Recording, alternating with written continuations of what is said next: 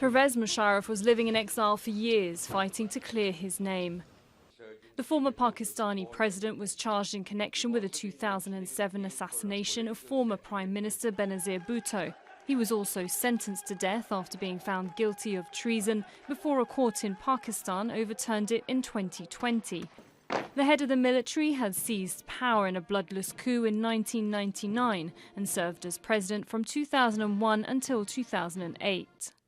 After the 9/11 attacks, Musharraf aligned himself with the so-called war on terror. General Musharraf is under American pressure. This is not a war against terrorism. This is a war against Islam. He also supported the war in Afghanistan. He tried to balance relations with the US and tribal leaders.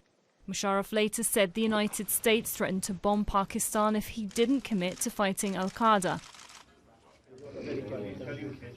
Musharraf was criticised for failing to improve the economy at home and mend ties with India. That's despite a high-profile visit to Agra, where many had hoped it would lead to better relations.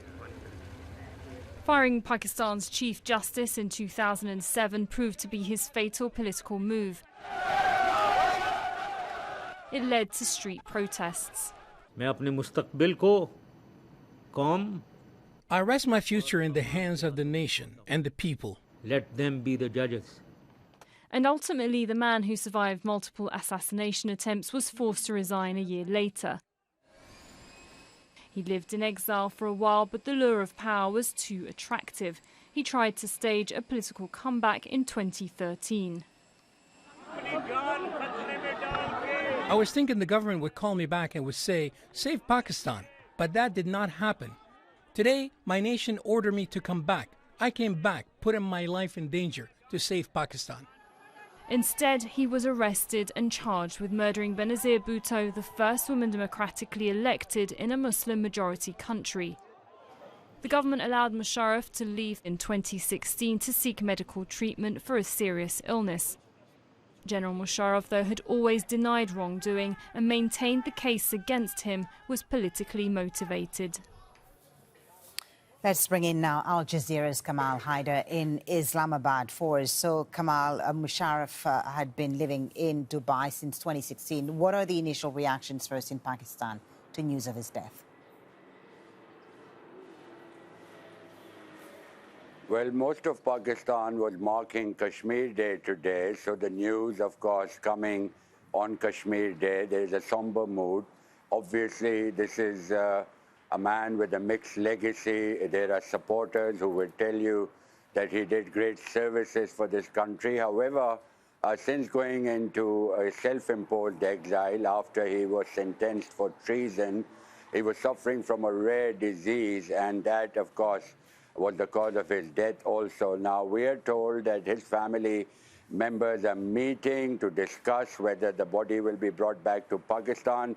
There's been messages of condolences from the Joint Chiefs of the military, that's the Air Force, the Navy, the Army.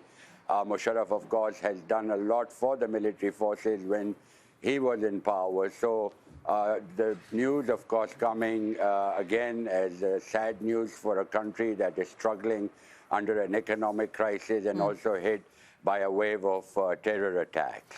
Kamal, you talked about his mixed legacy. What will Pakistanis remember him most for?